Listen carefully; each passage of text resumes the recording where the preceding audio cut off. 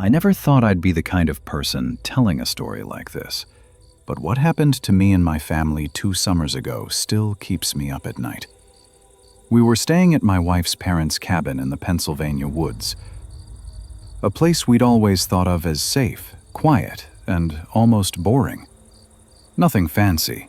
It's just a 2-bedroom place with wood paneling, a stone fireplace, and furniture that looks like it hasn't been updated since the 80s.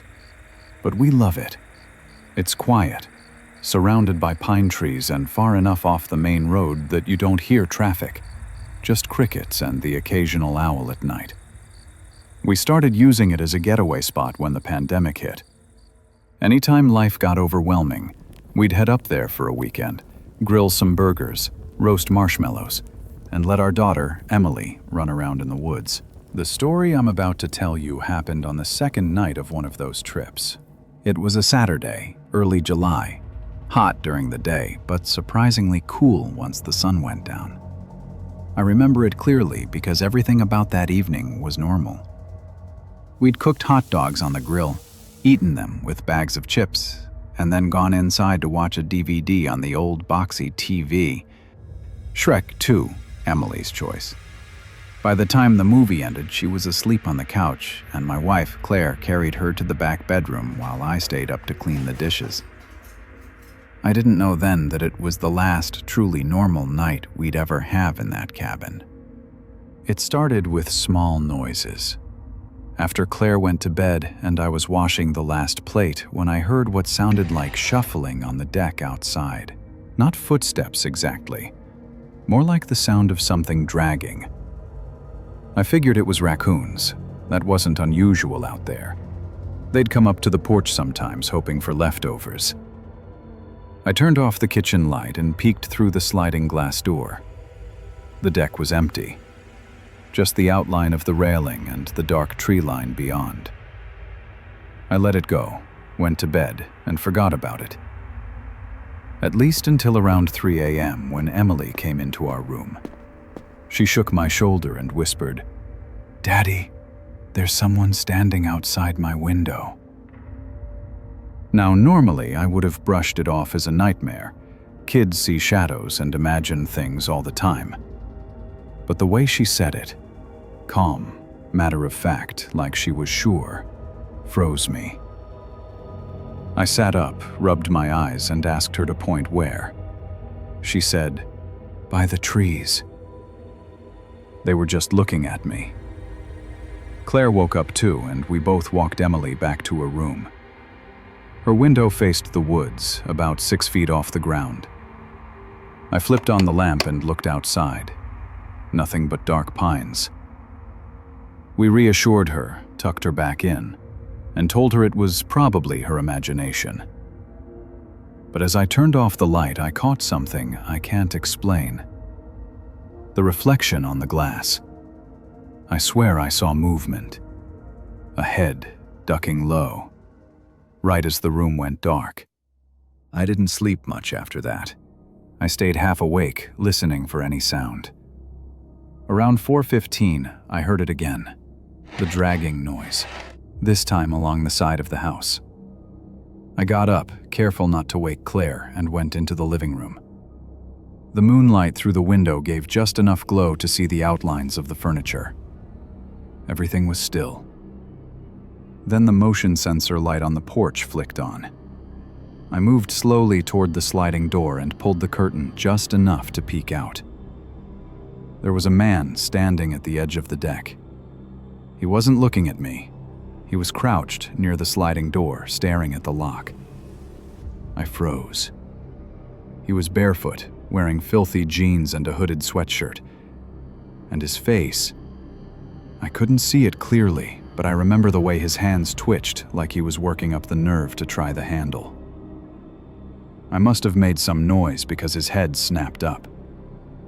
Even from inside, with the glass between us, I felt the weight of his stare. Then, just as suddenly as he appeared, he backed away into the shadows, and the porch light clicked off. I didn't want to scare my family, so I didn't wake them. I sat in the recliner with a fireplace poker across my lap, staring at the sliding door until the first hints of dawn came through the trees. In the morning, I told Claire what I'd seen. We searched the deck together. Sure enough, there were footprints. Dirty, bare, the same size as an adult man's. I wanted to pack up and leave immediately, but Claire thought maybe it was some drifter passing through. She pointed out that nothing had been stolen, nobody was hurt. I didn't argue, but all day I felt on edge. Emily refused to go near her window. She spent most of the afternoon coloring at the kitchen table, glancing nervously at the woods.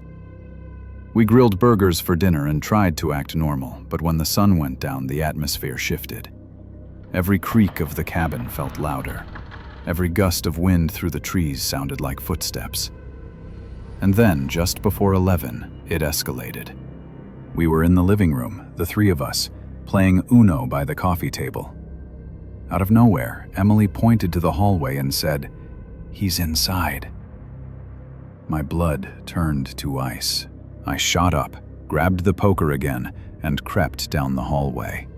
The bedroom doors were all closed, but at the very end, the one leading to the storage closet was open. That door had been shut all week.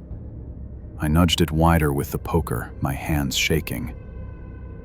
The closet was dark and smelled of dust and mothballs. For a second, I thought Emily had just spooked herself. But then I noticed something. The crawlspace hatch in the closet ceiling was slightly ajar. I pulled Claire and Emily out to the car that second.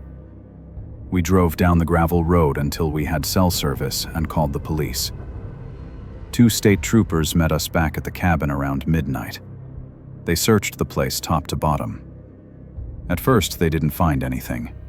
No forced entry, no broken locks. Then one of them climbed into the crawl space.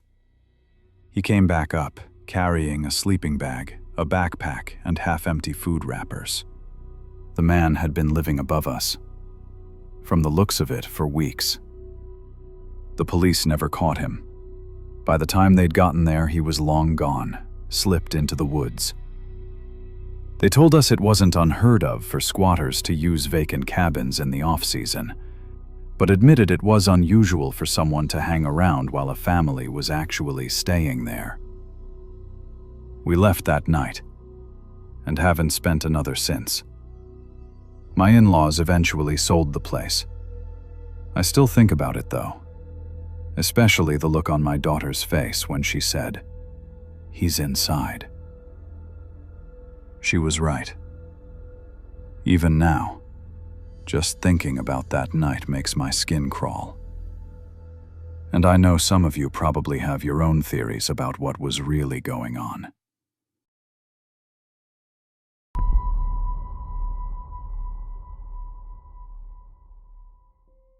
My name's Derek.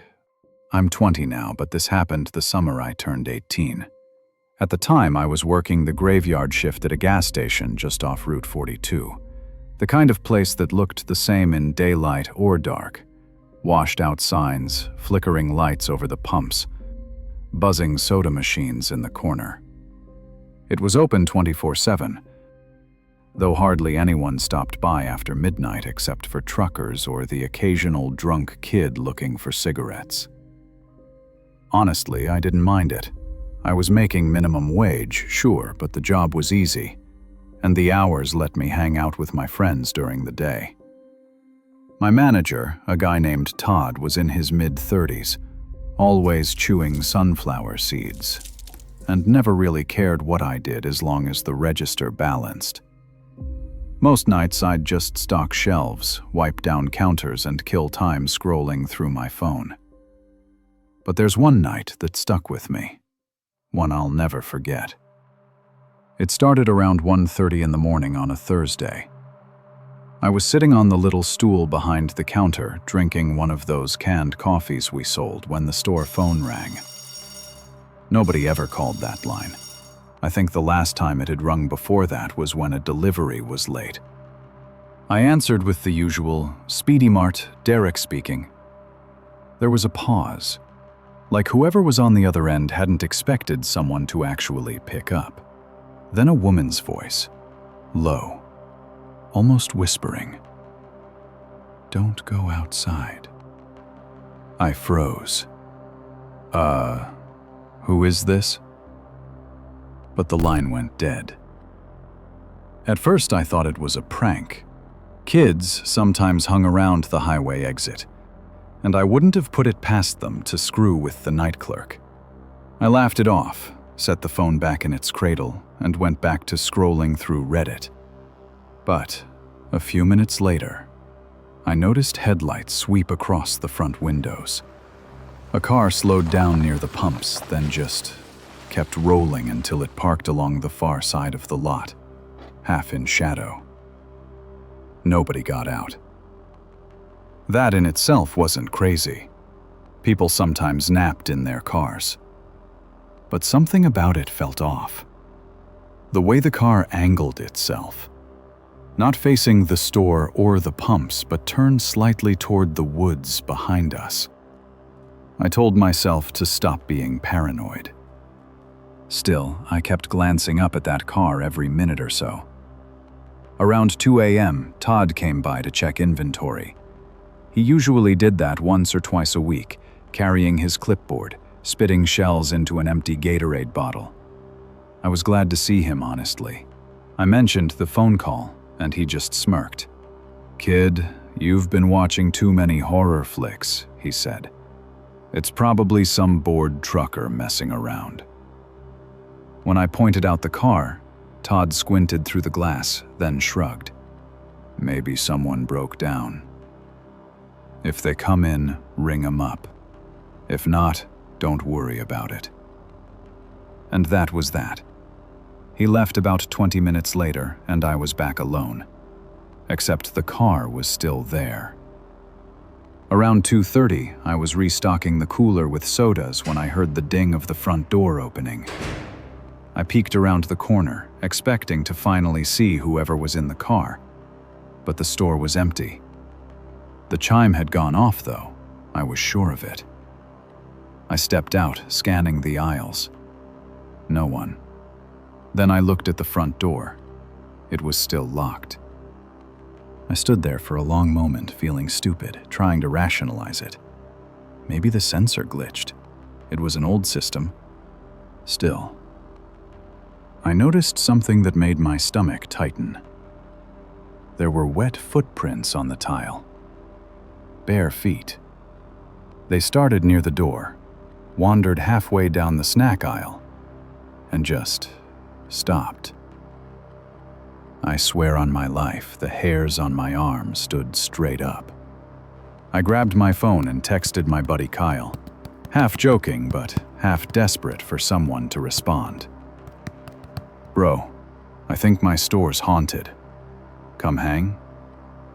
He didn't answer right away, and I went back behind the counter, trying not to stare at the footprints. After a while, I heard tapping on the glass. I looked up, and there was a man standing outside. He wasn't from the car. This guy was on foot. He looked maybe mid-40s, wearing a dirty jacket, even though it was July, and he had this blank expression, like he wasn't really seeing me. I hesitated, then hit the intercom button. "We're closed for cleaning right now. Pumps still work, though." He tilted his head, didn't leave, just pressed a hand flat against the glass. That's when I noticed. His feet were bare. I backed up a step. He smiled, not wide, not cartoonish, but this slow, unsettling curl of his mouth that made my stomach flip. Then, without warning, he turned and walked toward the woods behind the station. Not toward the car, not toward the road, just into the dark. By then, I was officially freaked out. I called Todd, but he didn't answer. I thought about calling the cops, but what would I even say? A barefoot guy smiled at me? They'd laugh me off the line. I tried distracting myself with small tasks, but every sound, the hum of the cooler, the tick of the clock, felt louder than usual. Sometime around 3:15, Kyle finally texted back. I'm on my way. Need snacks anyway. Relief washed over me. At least I wouldn't be alone much longer. Except when Kyle pulled into the lot 10 minutes later, he texted me again. Yo, why is there a dude standing by the side of the building? I felt my blood run cold. I hadn't heard the door chime, hadn't seen anyone walk up. I ducked down behind the counter and peeked through the gum rack toward the side window. Sure enough, someone was there, just standing, half hidden, facing the wall. Kyle walked in a second later, jingling his car keys. Man, your coworkers are creeps, he joked. I asked what he meant. That guy outside, he said, isn't he one of yours? When I told him no, Kyle's grin faded. He looked out the window again. He's gone. That was it for me. I locked up the register, grabbed my bag, and told Kyle we were leaving. I didn't care about finishing the shift. Todd could fire me for all I cared. But when we stepped outside, I noticed something I still can't explain. The car from earlier, the one that had been sitting there since 1:30, was gone. No engine sound, no headlights pulling out. Just gone. What was left, though, was a set of muddy footprints leading from where the car had been, straight toward the side of the building. The same spot Kyle had seen the man standing. I never worked another overnight after that. I told Todd the next day I'd take afternoons or nothing. He didn't ask too many questions, maybe because he didn't want to deal with it either. To this day, I don't know who the man was, or what was in that car, or how the footprints ended up inside the store. I just know that phone call, the one that told me not to go outside, has replayed in my head ever since. And the worst part? The number never showed up on caller ID, like the call never happened at all.